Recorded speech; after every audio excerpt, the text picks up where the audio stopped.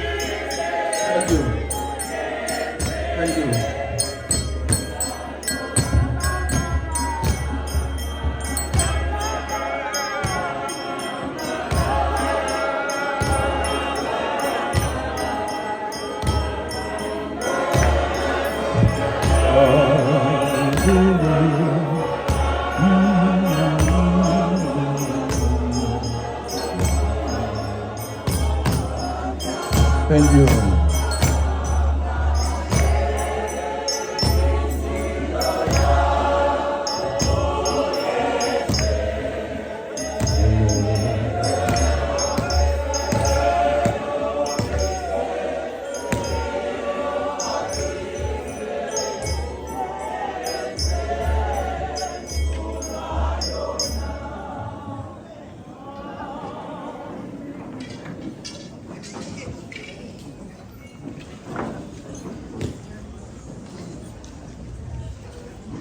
Saba kwe apho isandla sikaYehova phezu kwami wathi kum sukume phuma uye entilini ndothetha nawe khona.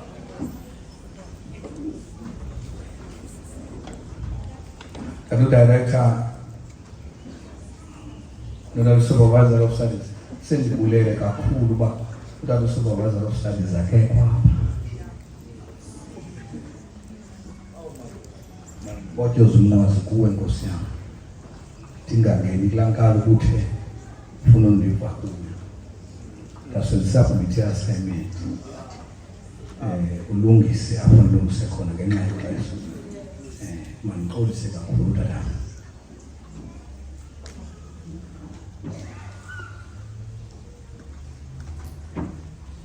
mandingene emxholweni manikamela sintetha yami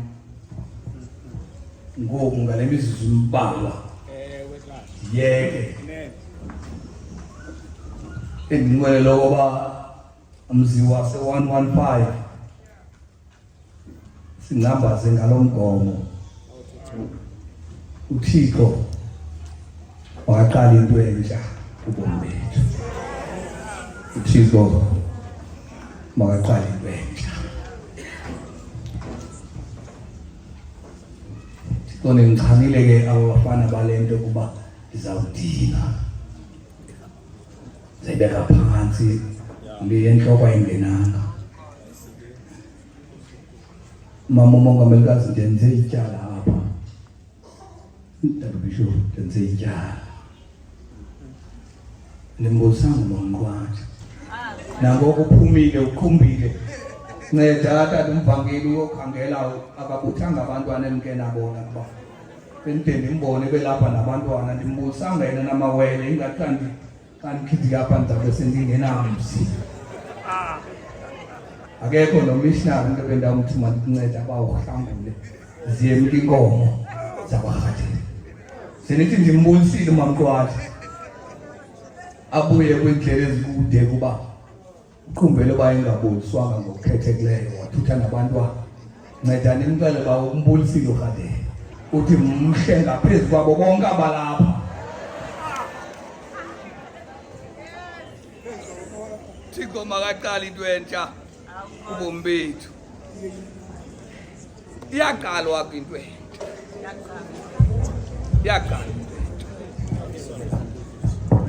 iyaqala futhi ke xa kuqala into entsha ayibe sisininzi iba ngumuntu nomuntu nesiqu sakhe seninyamezele ke bethuna xa ndimane ndibeka phansi ndixolele buya amaqwathi uzomane uyikhomba uthi emlonyeni ngoba ubeke ndakhonjiswa ngomnye umuntu yanganiphakile kangifike endlini buza uba ngubani nalo ebemane sithi nyusa imayikhi ihlile kodwa apha kulo mkolo kwesi sahluko uwezekile uthunywa kwesithathu okokuqala ebeke wathunywa kwesasahluko sesibili zinimamele kapha noThixo uyayiqala into kwezi zihlandlo athunywa ngazo uwezekile ngicela abashumayeli basekhaya ze bamamele uThixo uses the different approaches uthi xa imthumo wokuqala kwesahluko sesibili nyana womntu ima ngenyawo zakho ndithethe nawe nyana womntu ima ngenyawo zakho ndithethe nawe uthi kuwezekile kwangalo mzuzu kanye kwangena ke umoya kaThixo xa ebethetha nami wandimisa ngenyawo zombini ndamva othetha yabona uThixo wayesenzela okobapha kungabikho confusion yoba acinge fanba uwezekile uyaphupha. That is why wanikeza into ethi ima ngenyawo zombini ndithethe ngawo mbi umuntu ophupha emile ngoba you only dream xa ulele ngecala wayengafuni ukuba cinga liphupha eli sekuthi kwi-confusion nalo angakwazi ukuliyaleza kuba belisithile. Okwesibili kwesisahluko sesithathu usekupheleni kwensuku ezisixhenxe uthi wezekile kwafika ilizwi kaYehova kum lisithi nyana womntu ndikwenze umboniseli kwindlu yakwaIsrayeli liveke ilizwi emlonyeni wami, meaning that iba nethuba ulimamele lento ndizayithetha. Okwesithathu kule ndawo sikuyo bawumongameli uthixo kulo mfo sukume phuma uye endilini ndiyawuthetha nawe khona. Thixo bekhala into entsha, bekhala into entsha. Xa ukhangela kwimbali yeBhayibhile uthixo bethi xa ezawuthetha nomntu mongameli beconsiderisha intaba ebethi lo uthixo afuna uthetha naye athi nyuka siye entabeni asuthetha khona. Uyakhumbula okoba uthixo uke wamnyusa uAbraham wathi Abraham tabathunyana wakho uYisaka unyukela intaba ndiyakwenza ithini khona. Wathi xa efika phezu kwentaba phezu kwenduli emalekwenkwe yathi tata nasi inkuni nasi isithethe nasi isibingelelo iphini imvu yethini wena uthixo. Wathi uthixo uzazibonela wakakade uthixo uzibonela. Sebenzisa eso sihlalo uthixo uke wamisa noMoses wamisa etholeni elishayo lathi itholo langathi lisitsha nje watyeka uMoses wasondela wathi makesondele laphuma ilizwi lathi Moses khulula imbadala zakho. Uke wamnyusa intaba uthixo uMoses ehamba namasibeni wathi akumisa phezu kwencopho zePrisga. Abaphansi bathi iKhanani ilizwe ledinga ibonakala kude. Wamisa uthixo wathi Moses uyayibona iKhanani ilizwe ledinga kodwa wena usiyafika kulo ngoba uke wakhukhumala wathi ebantwini bam xa babekhala ndisakunika igabi wathi wena mabasela amanzi wanyangile yabhala. Wathi uthixo uyayibona ndikana kodwa wena usiyawufika kuyo. Thabatha indoda okuyimoya unyana kaNomnyusapho ibeka idzike lithi incwadi engcwele kwangoko uMoses wangedolo waguga kuthixo wathi Nkosi wena walikhaya zingekabili phezulu nale ntaba sikuyo uthe bengaphakade wena uthixo.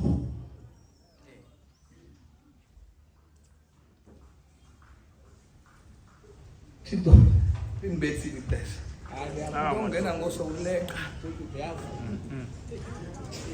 kuphi endlini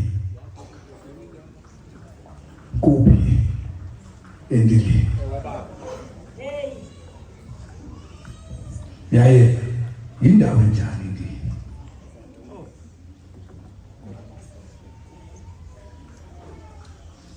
indili ngumhlaba othe tyaba sezantsi phakathi kwenduli ezimbini. Ukuze uyofika endilini ufuna kunyuka ezinduli wehle uyofika ezantsi endilini. Indili ayiyondawo iphezulu kwenduli kodwa amaxesha amaninzi ufika ixhakwe ezinduli kodwa yona ibe phaa ezantsi. Kubakho xa iphela le ndili inhlanjanyana umlambo oyese ukuphela kodwa amanzi amane ephuma kubekho umgxobhozo khona.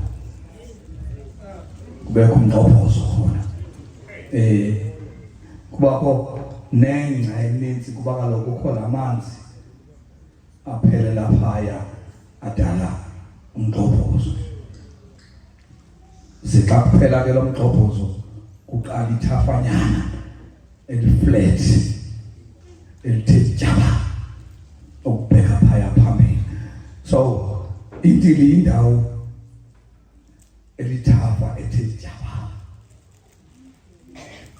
lekhapha ke sezintuli izinde apha entilini kubantu abake bolusa ufika kugcwele ugodo bamathambo, ufika kugcwele ugodo bamathambo, namathambo ngawezilwanyana ezamanejayo kwenyuka ezanduli zaphinda zehla, kodwa zathe zilapha ezantsi ngoku asawafumana amandla kuba siphinde sinyuke ezanduli zaphele lapha.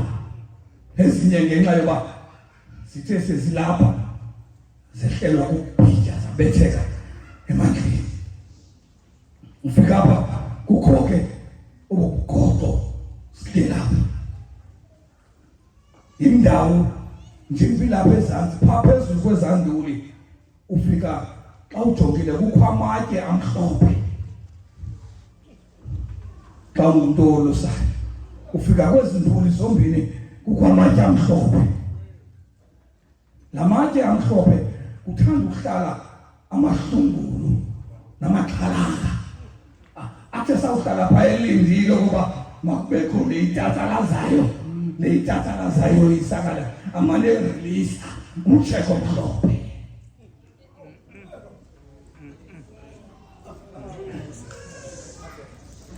Sayazi lamaxhalanga ngoba xa isoyisakala imilenze yangasemva ibetha kanjani, akhawuleze ehle ayokhupha imehlo azokonfirma kula maxhalanga ngoba nayi ithoba lethu basihleli madoda uThixo wenzele inceba. Amaxhalanga ke ahlala phasuke emaweni azohlala pha manethonke ezantsi entilini ekade ukuba amahlungulu akazabuya ephetheni. Kanti mongameli mandiyeke ngoku singekanyukiswekile, kodwa zininto endiziqaphele apha ndiyeke. Eyokuqala ile sendiyithethile yoba uThixo uyayiqala into entsha, uyayiqala into entsha. Ngoba uthi kulo mfo suka ume uphume uye entilini ndothetha nawe khona. The 100% sure that uwezekile wake weva ngembali nendlela uThixo aqhuba ngayo. Wake weva ukuba uThixo xa esawuthetha nawe ukhangela indawo eziphezulu, kodwa ndiyamthanda uwezekile lapha kangayikhwesine ayithalenge intando kaThixo abuzokoba kutheni mna Thixo xa ufuna uthetha nam usiya kwindawo esezantsi kodwa wamamela umyalelo. Impazamo yabantu abaninzi entela nakulo nyaka ka-2025 sesohlukane nayo eyoba abantu abaninzi bayathanda ukuthaleja intando kaThixo, bayathanda ukuthaleja intando kaThixo. Umntu asifanise nabantu abangengabo kube funa uplisa ifashion. Umnebuzo yoba bekutheni mna uThixo asafuna uthetha. Wehla lo mfana wabheka ezantsi entilini akayenza impazamo abafundisi eyakayenziwa kuNahamani. Usawuthunyelwa umntu kaThixo kuye sithi sakakazi yehla kumkani uyokuhlamba emfuleni iJordani yama le ndoda yathi ibikhona imilando ephothileyo endiyaziyo kwela kuthi eDamasko bendiyaphila ube bethe ukumkani mandiyohlamba kuyo. Kanti kaloku elo xesha ndisezawuhlala kwiqhela ncede kulo nyaka ka-2025 ungayitshaleli intando kaThixo. Unesizathu uThixo sokubeka athi phuma wedwa nesizathu uThixo soba athi phuma wedwa. Eyesibili ndizoyeka. uThixo uyakususa kwi-comfort zone xa uzawuthetha nawe. uThixo uyakususa kwi-comfort zone xa uzawuqala into entsha nawe.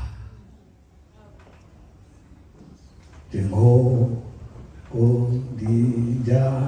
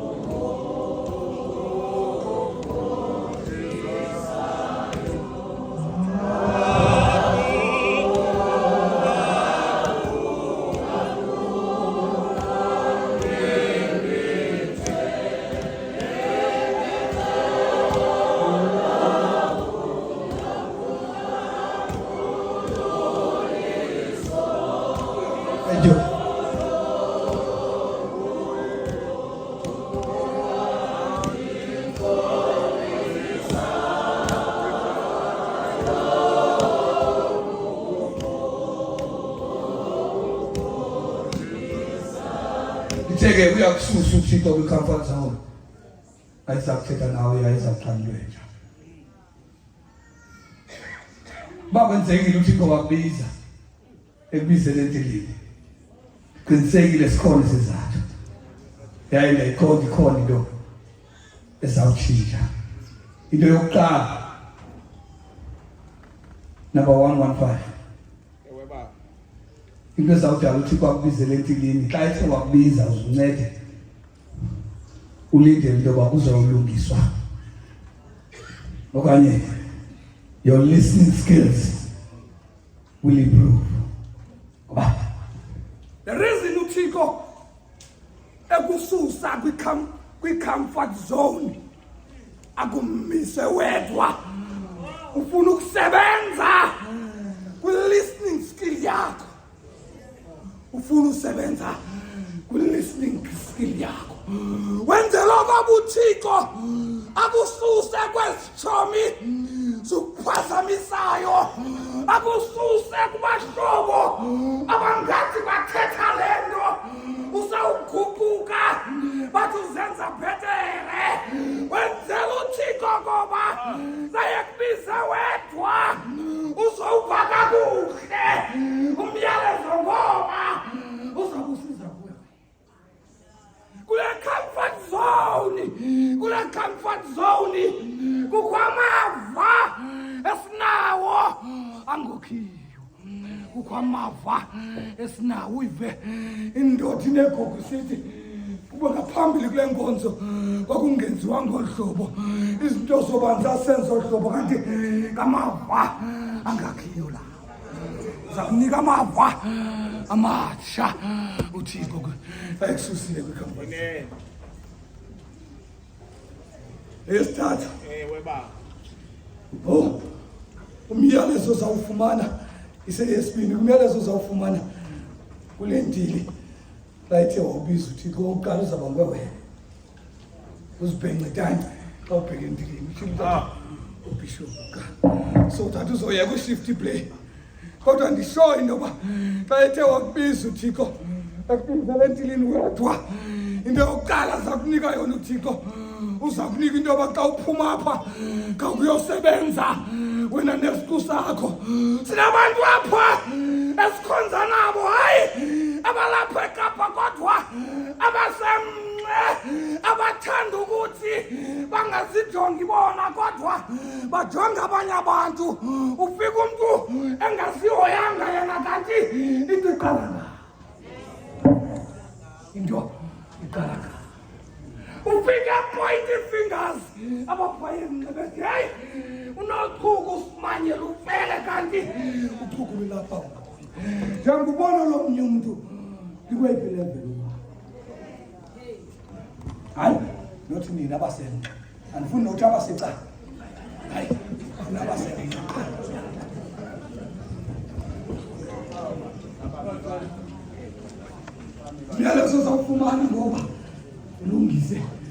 ifamily yakho.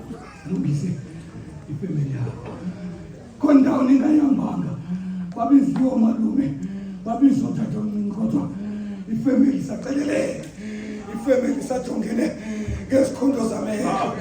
Ifamily isahamba ikhwebelana intshaba ngoba uThixo akakabiza omnye.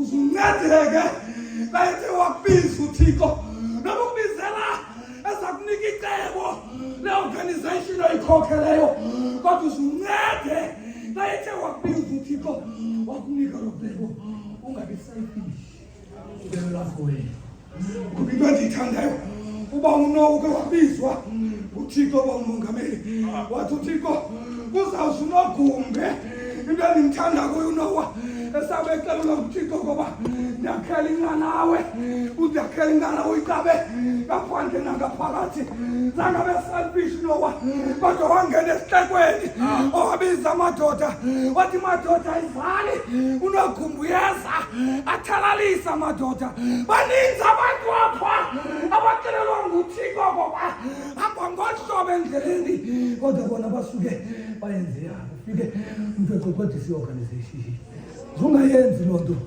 ubuthi kubizile wathi kule organization lungisa uSimanye iyabuye straight umlungisa kodwa kuzibambi protocol ungayindina kanjani umbeze ufike emerong engimamkwathi engengomongameli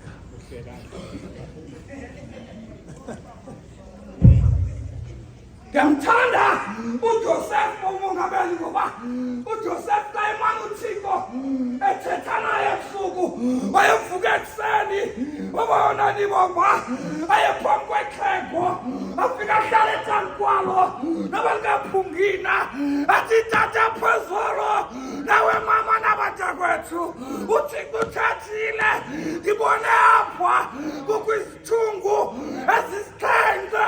ezisithende zibhithileyo zigqiza iqubutha kwisithungu esinye yadala le nto ngoba ngayazisa lo myalezo abuze utatakho ngoba ukuthatha into yoba nawe sizawukhokhelwa nguwe nanyana yeyi sukoyika loo nto uThixo kayithe lungisa ifemeli yakho sukoyika ngoba kuzawubuza nantoni ngoba uThixo uyayiqala into ento uba ngabe uThixo uthethe kuphangelela amaSomaliya iya noba amadoda aphangelela urhulumente uthi uThixo ufuna senzeni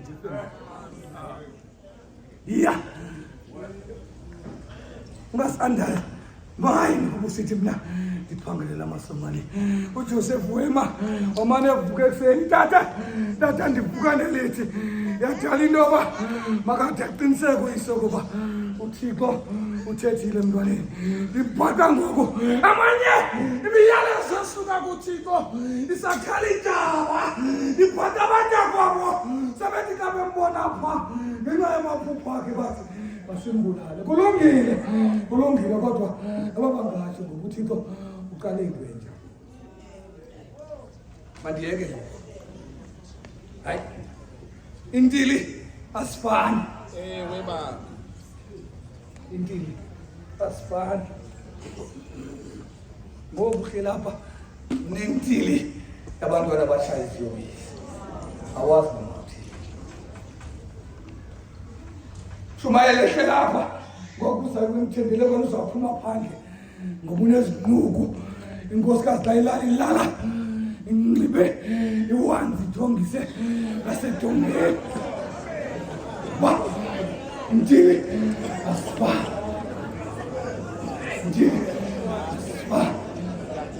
intili nomama abalapha njengamanye amakhosikazi echwayitile uzawuphela inyanga ezinye iziphathi aziphumi kwasepokothweni zintile ezo kodwa noxa kunjalo bayethe uThixo wakubizela entilini iya ukhwayitile ngoba utili kakade asifani yeke intili yommelwane kazi intili yommelwane ebonakala ngathi uyashayina nje ngaphansi kokwakushayina kugcwele intanda sokuyinqwenela intili yomnye umntu ngoba ayifani inentili yakho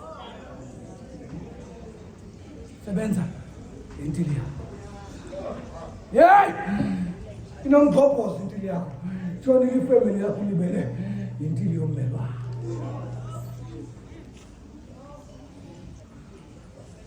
Eyokugqibela ndiyeke Tata Mongameli. Ukho uThixo endilini. Ukho uThixo endilini. Ukho uThixo endilini. Noba ungakwephi nithini.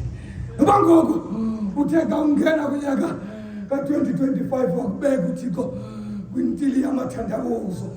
Noba uthe xa ungena kunyaka wafana nam wabe kukho izidumbu sithetha nje ezilele emikhenkceni. Ukhona uThixo entilini. Ndimbona uThixo uba ngabe ukhona entilini esithi kuyazekile phuma uphaka entilini. Efika entilini uyazekile wafika kugcwele ubugogo bamathambo. Wafika uyazekile wathi sawuthetha kula mathambo wathi mathambo andini ivele ekunqinisekeni yani ngoba uThixo ukhona endilini.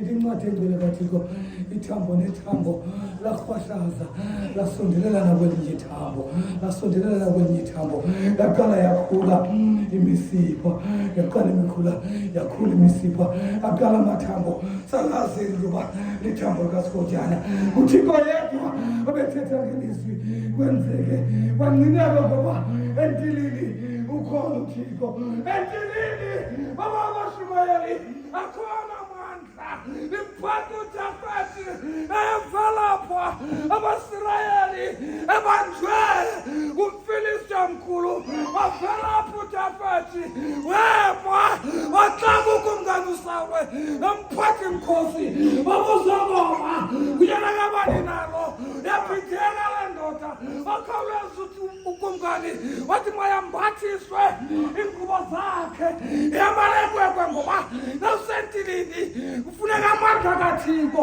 ayamangelise bathi izingubo zensinda asimlinganga kodwa limphatha uJafeti bayiphinda nyuka entilini wahlangana nomkhosi wamaSirayeli ebebemlinde ezantsi bavuma ingoma uJafeti ubulala amawaka athi ukumngane uSawule wabulala ikhulu athi uyancineka le nto ngoba akhona amandla entilini uke wazuza amandla uSamsoni wakudala esentilini ebekwakudelina izincwadi engcwele athi abafilisti sahlekisa ngaye kathi ngalo wonke wabasha abethakathiko mhlolami ayakhula abayabelibomba peswenduyatawa lapho uKristu peswentili yamathambo unesawufikapo azulule phezu komnqamlezo ebekwa namaphathi amabili bathi nebhaqikwe ukuzulula phezu komnqamlezo wamisa umnqamlezo wakhe wema wathi awugqiba ukutsho wathi bawo baxolele ngoba yazi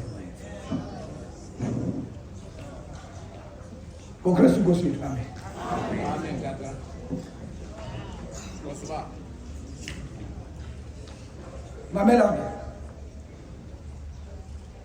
Ungabi sichomi kabisa endlini. Hamba wedwa. Uzomame. Kanti uGombo usithandaza.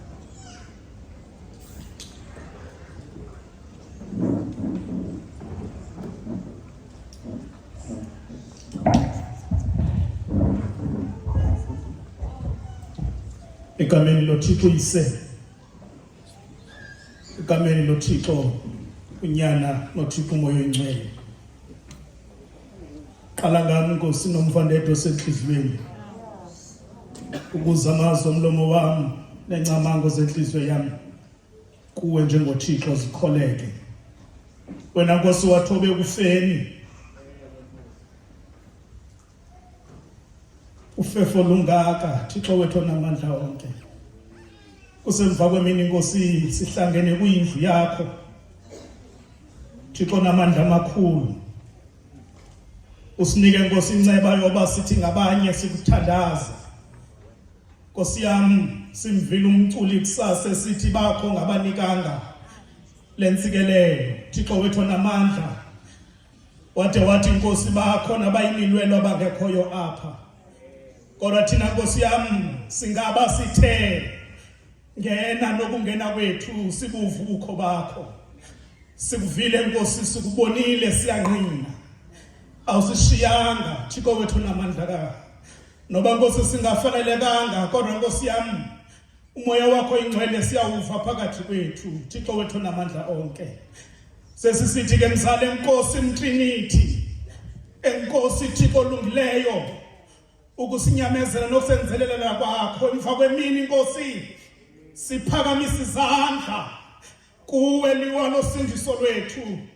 Asimbonanga uThixo ofana nawe Thixo wethu namandla. KuThixo Nkosi ebebeka bamiswa phambi kwethu kwathiwa bangabo Thixo, sibuye sinambatha Thixo wethu namandla. Sabuyela kuwe ngoba unyana kaNdebuka Nkosi wakubona kuqala, wathi wena kubo bonke akekho uThixo ofana nawe Thixo wethu namandla amakhulu. Umkhonzi wakho Nkosi umi phezu kwentaba Thixo wethu namandla, ethetha ngenyani yohambo lwethu.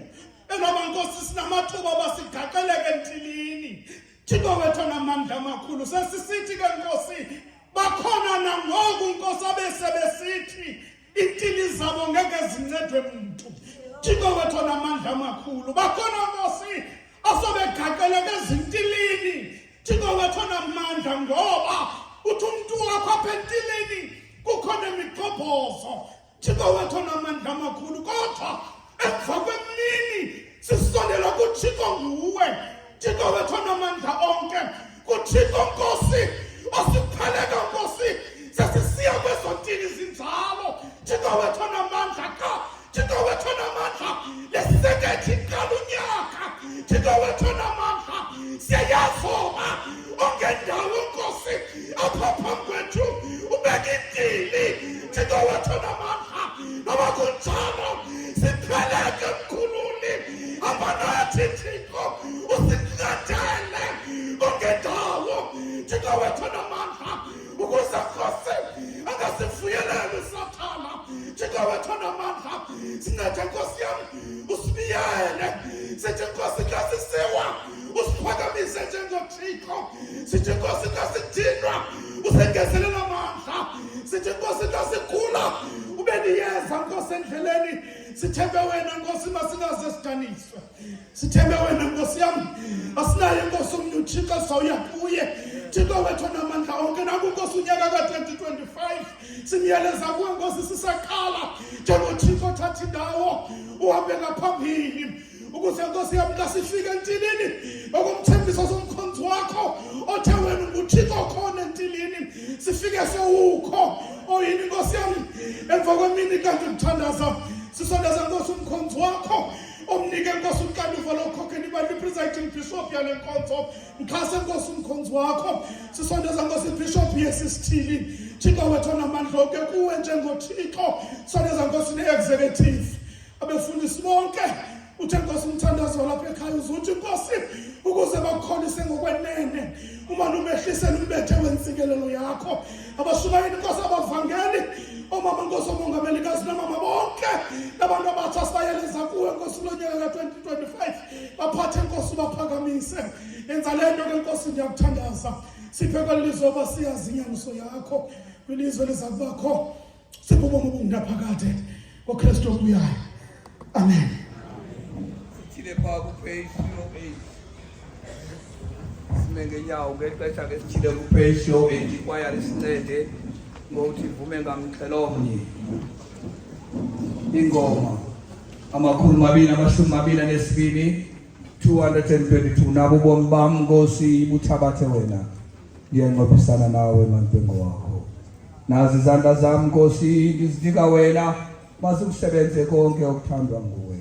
Nazi inyawo zami Nkosi zithabathe wena, zize zikusebenzele yonke imihla yami. Zithabathe olwimi lwami nalo mlomo wami, mandithethe nditholoze ngokumngani wami. Yonke imihla, lonke ilixa, yonke impilo yami ndiyayincamela wena kwanesikhu sami. Ngokunjalo yonke imfuyo kwanenzuzo yonke, umphefumulo kwanomxhelo ndikunika konke. lombuthando lomphefumulo nento yonke yami ndiyincamela kwa wena Yesu Nkosi yami.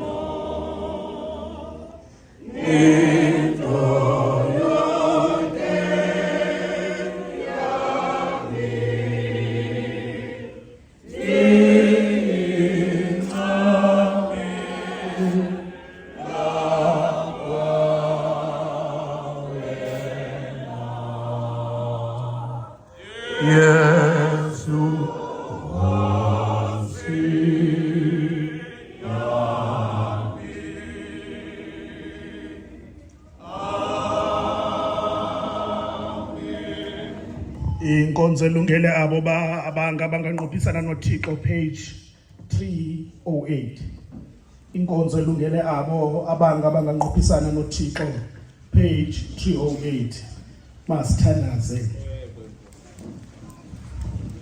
Thixo namandla onke zithi inhliziyo zonke zichileke kuwe nenganuko zonke zaziwe kuwe kungekho nani into efihlakeleyo kuwe zicokisa inkumbulo zenhliziyo zethu ngokuphefumula komoya wakho ingcwele size sikuthande ngokufezelekileyo negama lakho elingcwele silibonge ngokufanelekileyo ngaye uYesu Kristu inkosi yethu.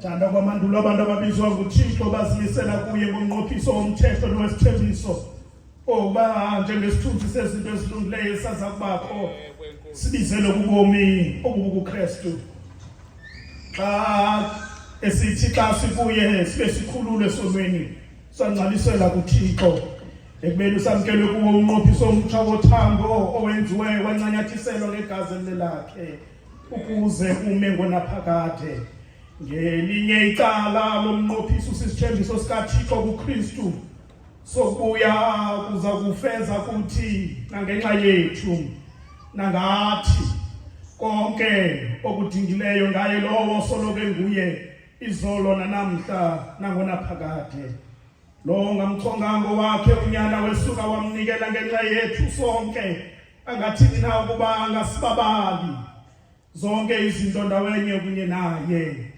siyazi uThixo wethu uhlala ethembekile ukuba nathi sinokungqina ukuba ubabalo lwakhe luyasanela malunganele lethu icala lomnqophiso uthetha ukuba thina siyakuzimisela kokukhululekileyo ukuba sisayi kuziphilela kodwa siyakuphilela lowo usithandileyo wazinikele ngenxa yethu ndiyanivuselela ngoko bazalwane ngobabalo lukaThixo ukuba niyinikele imizimba yenu ibe lidini eliphilileyo elingcwele elikholekileyo kuThixo inkonzo yenu ke leyo yasengqondweni ukuba kusifindile nje uthando lukaKristu sigqibe ukuba ufele bonke emnye ngoko bafile bonke abo abafela ke bonke ukuze abo badla ubomi bangabi sazidlela ubomi babudlela wafayo wavuka ngenxa yabo siyazi kakuhle ukuba ngexesha elichithileyo asizifezanga ezethu izahlulo kuwo lo mnqophiso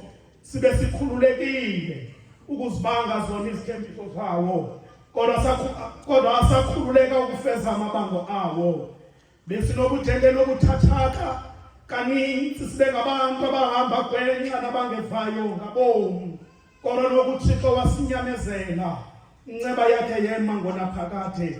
Simana siphinda-phinda ukuhlaziya amadingo okuzinikela kwethu kokukodwa sakuhlangana esithebeni senkosi.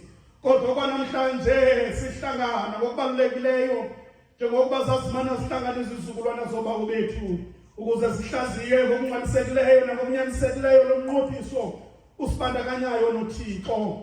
Masisondeleke kuThixo sikhumbula ngokubele inceba zakhe sizivavanye ngokukhanyiselwa ngumoya wakhe ukuze sibone apho siphosise khona nalapho sibafutshane khona size sithi sicamangile ngethemba lobizo lwethu sizinikele ngokutsha kuye. Masicele xolo sicele uCF 275 647 no CA 482 047 bavulele umuntu ofuna uphambela. Dobatha ezinjani wabo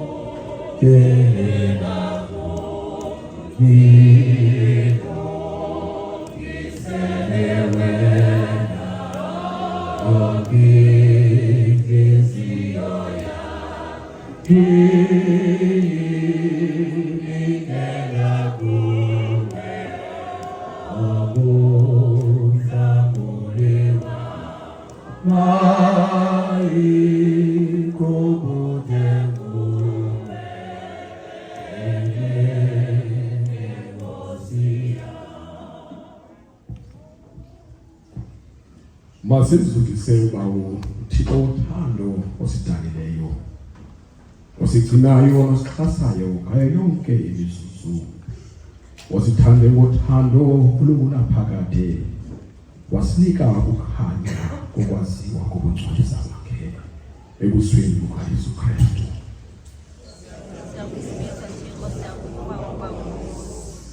Hameli yasekhaya masiqhayise ngobaba lwenkosi yethu Yesu Kristu othena ukuba esisityebi wabalihlwempu ngenxa yethu ubelingiwe ngazo zonke indlela njengathi kodwa akabi nasono walulamela ukufa kwaukufa kwenkosi obefile kodwa ungophile ngonaphakade ovulele onke amakholwa kukumkani bezulu osaza kuzihlaziya zonke izinto.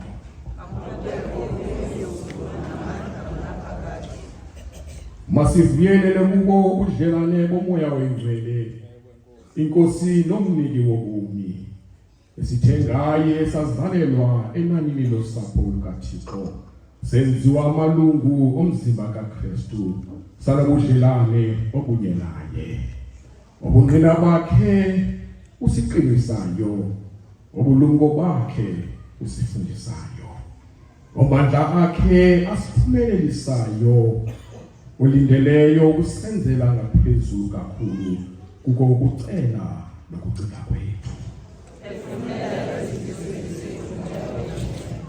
Abantu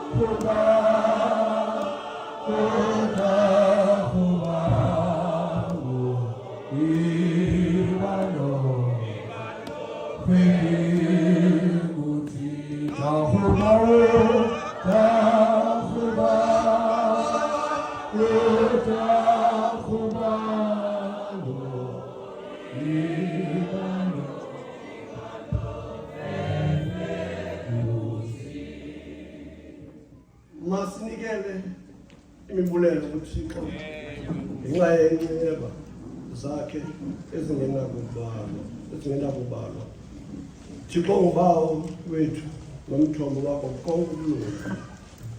Othe wabantu okubabalo ukuthi ungekuwo umnyaka ugqithileyo kuphela kodwa kungayo yonke iminyaka yokuphila kwethu. Sinikela kuwe imibulelo ngenxa yobubele bakho bothando obuzalise imihla yethu. Asisiza kweli xesha nakule ndawo. Usinikile ubomi nengqondo, wasibeka elizweni elibengezela kubuhle bakho. Usonwabisile ngezalamane nezihlobo, wasikhonza bezandla nangokucingelwa ngamakholwa bethu. Umise enhliziyweni zethu iphango lokulambela wena, wasinika uxolo lwakho. Usikhulule wasibizela kwindawo eziphakamileyo kuKristu Yesu. Usinike indawo ebudlelaneni bomoya wakho nasebungqineni ebandla lakho. Siyabonga igama lakho elingcwele. Ebumnyameni bulukhanyiso futhi, ebunzimeni nasekulingweni ube uliliwa lamandla. Ekuvuyeni kwethu waba kumoya ovuyisayo, emisebenzini yethu waba kumvuzo onesayo. Siyabonga igama lakho elingcwele. Wena usikhumbule naxa besikulibele, wasilanda noko thina besikuzimela, wasihlangabeza ngoxolelo nakuba besikufulathela.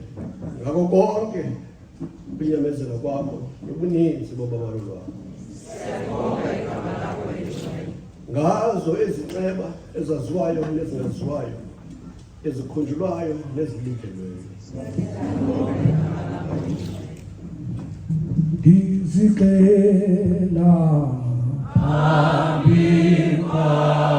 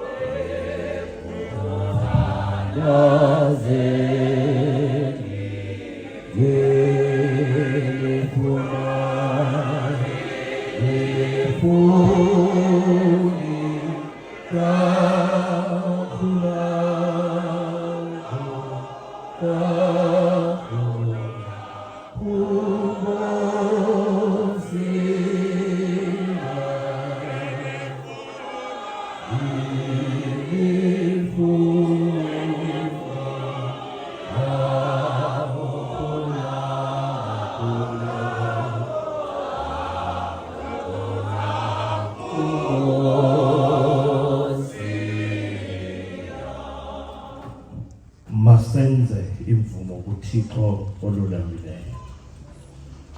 Masizibhenqe ngoko phambi koThixo, sizivume ngokuthobekileyo izono zethu, silindele uxolelo lwakhe oluthembisileyo kuthi. Sizigcine iintliziyo zethu hleze sithi ngeqhatshi sizivalele ebusweni bakhe. Masithandaze.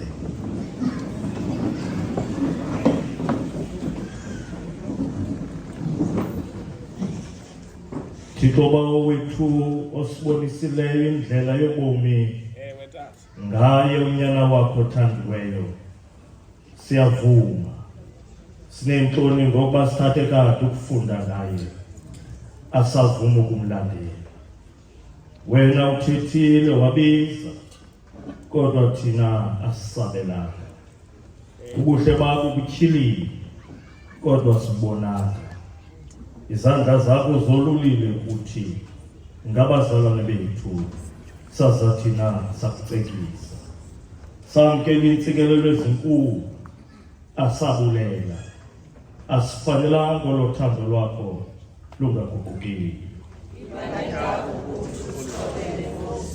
Siyakubongoza sixelele ngokuba ngobulula benkonzo yethu, ngokulanda kwethu isiko, ngokuzonelela kwethu xa sithandazayo, ngokunganyaniseki kwethu, ngokungakholwa kwethu, ngokuswelwa kwethu ubudlelane, ngokuthandabuza kwethu xa sinqenayo ngoKristu, ngokuzikhohlisa kwethu nongaziqiqi indlela zakho. Sixolele ngokuba sichithile ixesha lethu safekeka ngeziphiwo zethu. Sixolele ngokuba sizithethelele sakuba senze okubi, mhlawumbi asizifezanga iimfanelo zethu. Sixolele ngokuba singavumanga ukoyisa okubi ngokulungileyo nangokuhlehla kwethu ekrusini. Sixolele ngokuba uthando lwakho lufikelela kancinane ngathi kwabanye abantu. Sizithwele ngokulula izixakaniselo neentlungu zabanye abantu kuba zingezizwe zethu. Asigwebanga ngentelekelelo, sisuke sakhawuleza ukugweba abanye, salubandeza uxolelo. Bawo uyingcwele, izono zethu zizo zathumela inkosi yethu emnqamlezweni. Asinamhlaba okuma phambi kwakho ngaphandle kobukhulu benxeba yakho obubonakaliswe ngawo lo mnqamlezo. Cela irhamente ithandaze kunye nam. Yiba netrako kum Thixo, kwanjengabo ububele bakho, kwanjengobuninzi benxeba zakho. Cela izigqido zakho, ndidalele inhliziyo engcwele. Thixo, uhlaziye umoya olungileyo phakathi kwakho. Njengokuphakama kwezulu phezu komhlaba, bungako ubukhulu bobubele bakho phezu kwabomoyikayo. Njengokuba kude kwempumalanga entshonalanga, usibeke kude kuthi izigqido zethu. Uthixo ukukhanya, akukho ubumnyama kuye nakanye. Ukuba sihambe ekukhanyeni, soba sinobudlelwane omnye nomnye. Lithi negazi likaYesu Kristu unyana wakhe lisihlambulule kuso sonke isono. Ukuba sithi asinasono siyasikhohlisa, inyaniso ayikho kuthi. Ukuba sithi sizivume izono zethu uthembekile, ulilungisa. Ukuba sixolele izono zethu, asihlambulule konke okungalungile.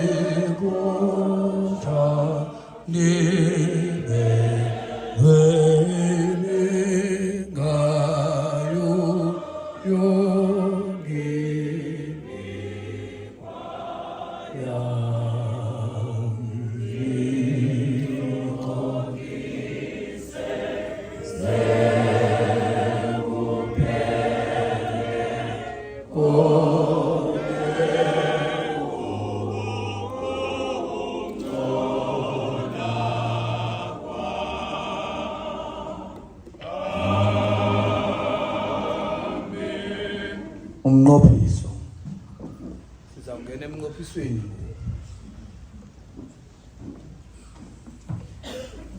contract yakho between wena noThixo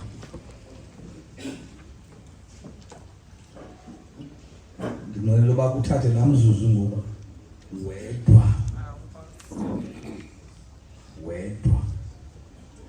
just imagine that ume ngoku kule ndawo ume kuyo in front of you kume ingelosi kaThixo pictureisha loo nto that le ngelosi kaThixo is about to give you a piece of paper whereby you will append your signature that states uyazibandakanya nalomqobiso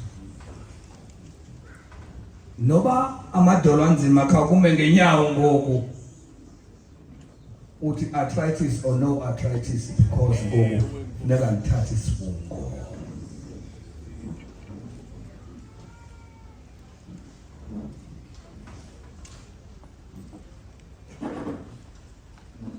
lenze into yoba ke uzungahambi utyikile abanye uthi ndaphazanyiswa nguwe ngelaa xesha ndanza unqophisa walibala kundithethisa nawe wena mntu uthanda uthethisa abantu futhi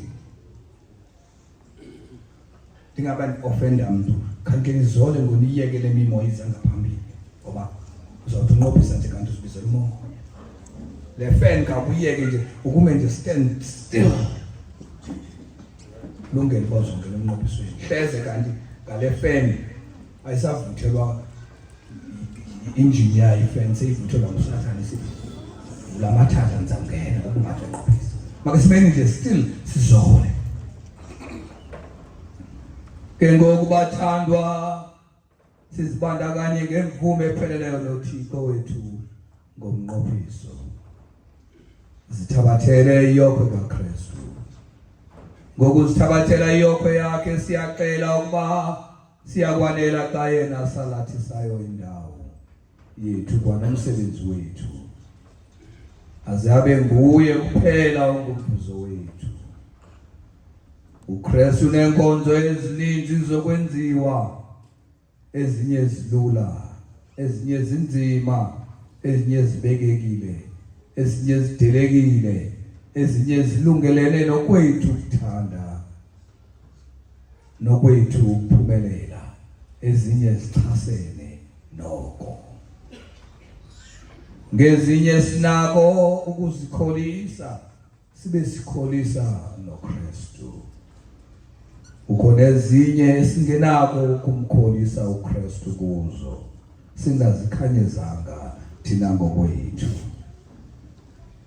kanti amandla okukufeza oku siwanikwa nguKristu sinokwenza zonke izinto ngokuba esomelezisa sibhenceni ke inhliziyo zenu nikhangele ukuba ninako nangoku ukuzinikela ngokunyanisekileyo nangokupheleleyo kuThixo wenze lo mnqophiso ube ngowakho noThixo kanye zimisele kanye gqiba ukuba uyakunyaniseka ekubeni uyinikele inhliziyo yakho enkosini zimisele ungengawo awakho amandla nangezakho izigqibo kodwa ngawakhe amandla kuba akusoze ubuye umva masithandaze ngomthandazo othe cwaka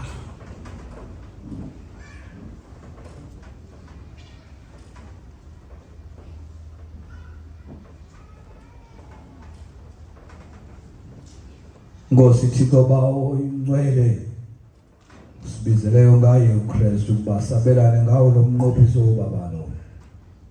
Siyayithabatha ngovuyo leyokho yakho yokululamela wena. Sizimisele ngenxa yothando lwethu kuwe ukuyifuna nokuyenza intando yakho efezekileyo. Njengoba usibonisile lowo indlela nenyaniso nobomi, siyakuyilandela inkosi yethu apho sukuba esiya khona. Asisengabo abethu sizabakho.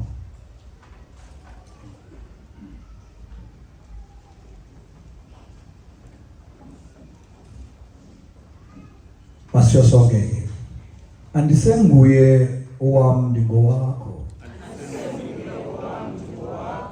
Libeke apho uthanda khona. Libeke emsebenzini. Libeke ebuhlungwini. Mandisetyenzelwe wena. Mhlawumbi ndibekele bucala ngenxa yakho. Phakanyiselwe wena. Mhlawumbi ndithotyelwe wena.